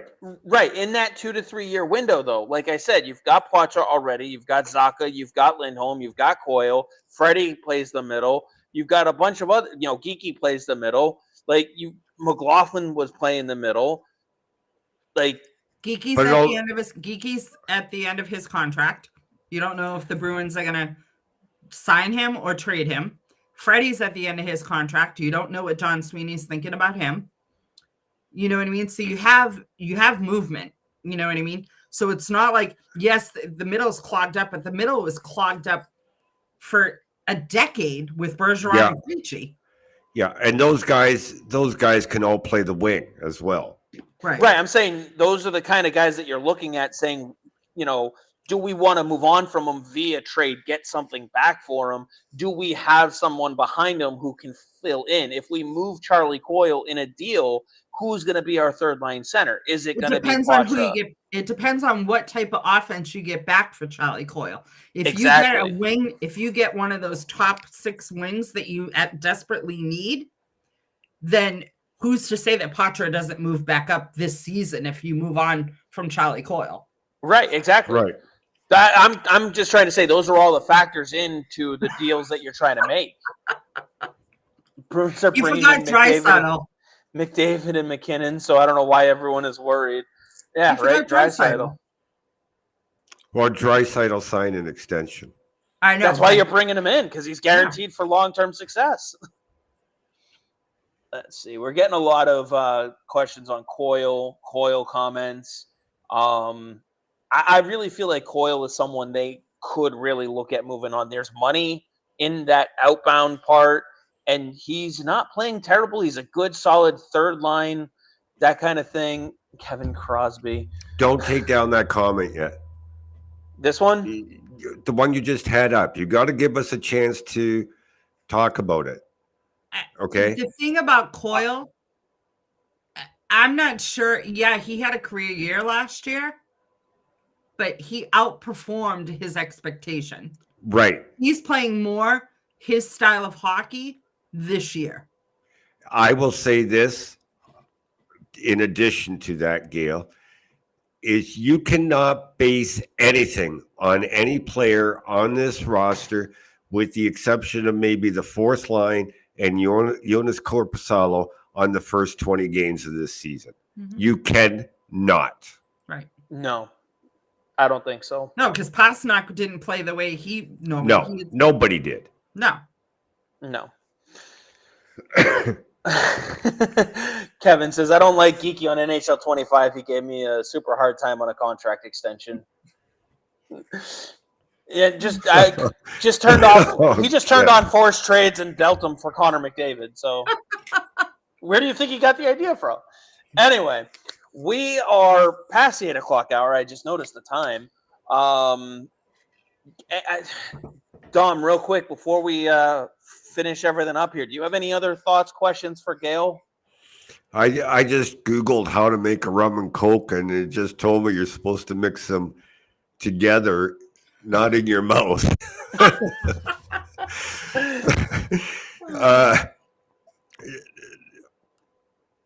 Gayle. So I'm sorry, I just had to. So yeah, I have another question. What was it? One more. Is no one going to comment on my big, huge Bergeron, by the way? I see it. I can't stop looking at it. I love the entire setup. My son gave me that for Christmas a couple of years ago.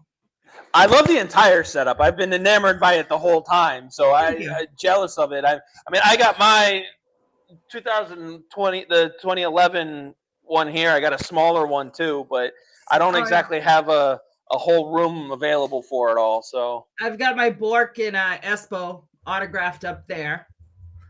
I've got the first Winter Classic against the Flyers down there. I got my 2011 over there. I've got a Timmy Thomas up there that's signed. Yeah, Okay, I just my question real quick. Perfect. We killed just enough time. Since you work for NESN, okay, but you're not answering for NESN on this question. You're answering for yourself.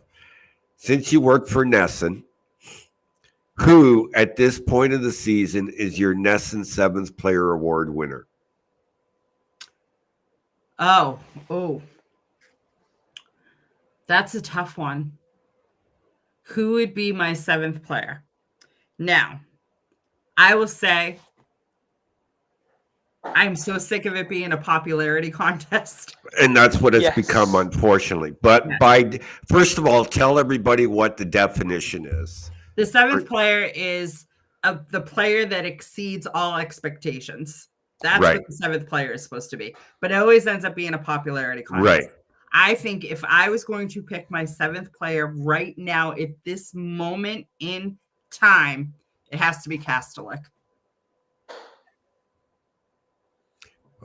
I'm torn. Okay. Chris, we'll get your pick in a second. I was gonna say I want you to go first. I'm torn between Kastelik and Korpisalo. So you took mine. You took mine. I almost went with Korpisalo, but it's almost like with a goaltender, it's. I mean, I don't think it's hard, right? I don't think that he's exceeded expectations for me. I knew that goalie Bob was going to bring out the best in Korpisalo. Thank you. So that's why I don't think he's exceeded expectations. But I did not expect to have Kastelik be Sean Thornton. Yes. Okay. So that's why I would say Kastelik. I didn't expect Kastelik to make Beecher and Koepke, Gregory Campbell and Danny Paille light. You know what I mean? I didn't expect that 4th line to be this close to the Merlot line. So basically, the return we got for Linus Ullmark is 1 and 2 for the 7th player. Yeah, I mean it is right now. So how can NESN? What can NESN do to take it from a popularity contest to what the award was actually meant to do? They should pull the podcasters. No, pull the. Well, it's an open vote. Well, yeah. I meant just the podcasters. Can they not get the media to vote on it or something? Like, honestly, maybe you're not allowed to speak about it. If you can't, that's understandable. I mean, it's something I can ask the bosses about. I mean, it's something I can definitely, because I know I was talking about it last year, and when I first started working for NESN, I've been talking about it. There's a lot of things that I talked to NESN about that I think that we should change. Whether or not my ideas, I mean, it is what it is. But I don't work on the linear side. You know what I mean? I work on the website. So I work in editorial. I don't work on broadcast. So that's, it's like people say all the time, when are we going to see you on TV? I'm like, never. You'll never see me on TV. That's not my job. My job is to write. It's not to be on camera. But I do think that people within NESN that I've talked to, whether they're in the truck, if they're in production, no matter who I talk to, we all agree that the seventh player has become a popularity contest, and we all believe that it needs to go back to what it was. Fair enough. I don't know how we can make the fans understand that. David the Pastrnak, large majority. David Pastrnak should never win the seventh player award. Right. Because his expectations, if he's exceeding expectations, that means he's scoring 80 goals. You know what I mean? Because you expect him to score 40 plus. And if he scores 40 plus, then he did his job. Yeah, absolutely. Real quick, I just want to get caught up on some of these last little comments before we head out here. Kevin mentioned that he thought that was the real Bergie, so he was scared to say something because he didn't want to be next. Listen, Bergie's in studio once a month now, and I haven't kidnapped him yet. Sully says that the room looks like the Bruins Hall of Fame.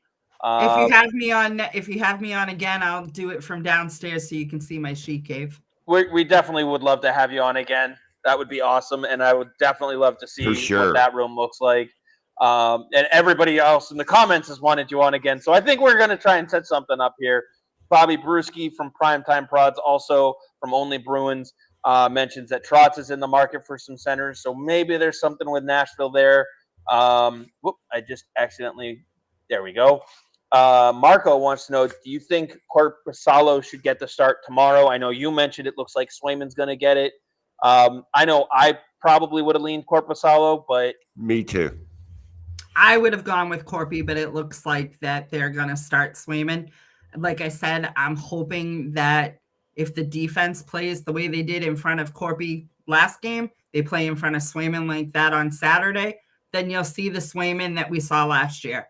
If they can keep the pucks to the perimeter and he gets those clean shots, he'll be able to control the puck. He'll be able to track the puck, and we'll see the Swayman that earned the salary that he's getting, the contract. And that might be what Sacco's looking for, honestly. Yeah. I wouldn't fault him for having that thought process. Bobby Brewski says, let him vote on the seventh player award. Kevin says he'll make a YouTube channel tomorrow called Kevin's Podcast, just about hockey, so he can get the vote. And then he also wants you to tell NESN to stop with the multi-view. I don't think he realizes that he's watching NESN Plus.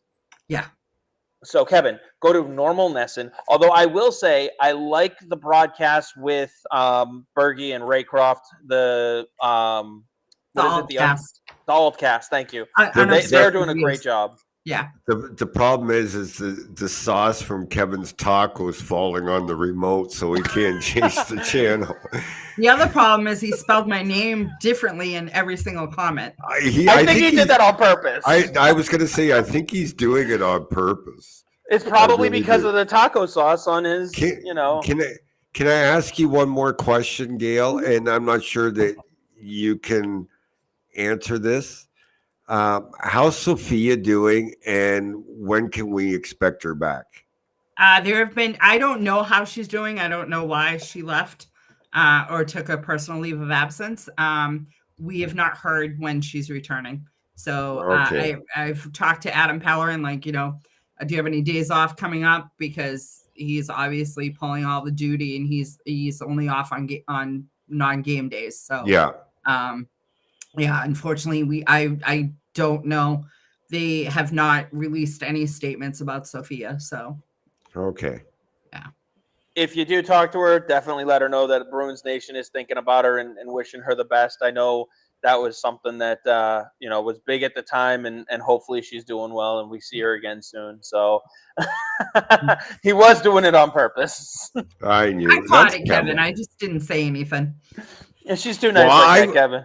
I was going to earlier because I saw, okay, maybe I'm spelling it wrong. And then I look back and no, he spelled it 2 different ways. Oh, wait, 3 different ways. And I it's like, think the hint should be the way I spell it. yeah, Yeah. I never even thought of looking there. Okay. Yeah. But anyways, real quick, Gayle, before we head out, can you just remind everyone where you can find your work, follow you, and all that fun jazz? So you can follow me on Twitter at Gayle_Troiani. And you can follow me on Blue Sky, basically the same way you follow me on Twitter. And you can read my content on NESN.com.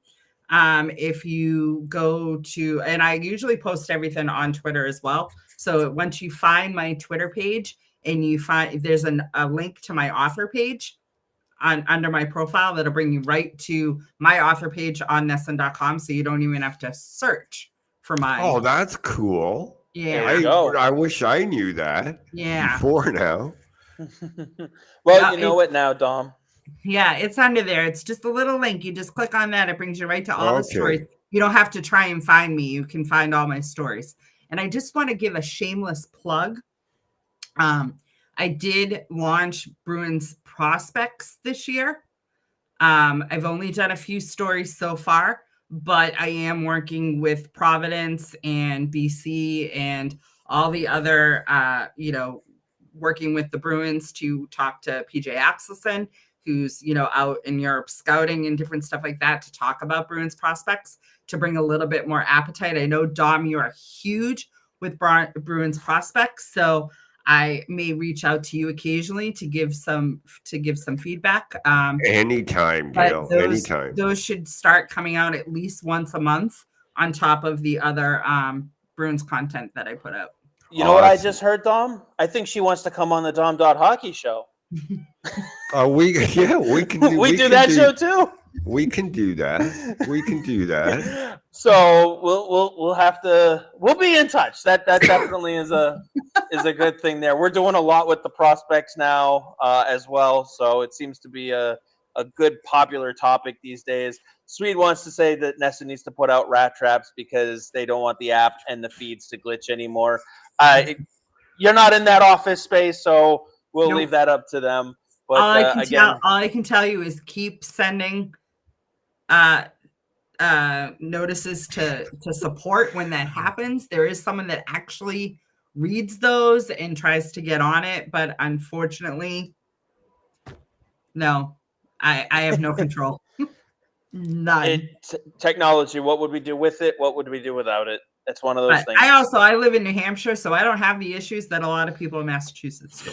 It's funny because I live in Canada, and whenever Sportsnet picks up the NESN feed or on NHL Center Ice, the NESN feed, I don't have the issues everybody else is talking about. It's like I hear about all these issues. I'm going what are they talking about? I'm watching the same thing and it's fine. Just like everyone that was having issues with the Netflix fight with Mike Tyson last week, I had 0 issues. I wish those were real. There's a class action lawsuit against NESN against Netflix because of that. No, yeah, Netflix is getting it. I had 0 issues, and I wish that I didn't watch it because it was the most boring thing I ever watched. Yeah, and I'm with Sully. The NESN feed has been much better. I think there were some technical difficulties when they first lost NESN 360, but they've been figuring it out. So I want to definitely give props to them on that. But again, thank you so much for joining us. Yes, I have a quick question. Are you guys watching NESN 360 on your TVs, laptops, phones? I don't get NESN 360, so you're out of market. That's why. Yeah. So if you're watching it on your phone, the stats and stuff that they've put, I've tested it. Those stats are awesome. They are. I've used NESN Plus on my iPad. I've used it on my computer. I've used it on my phone. I've been watching more on Fubo on my computer lately. But yeah, those stats are fantastic. I that look was for Kevin.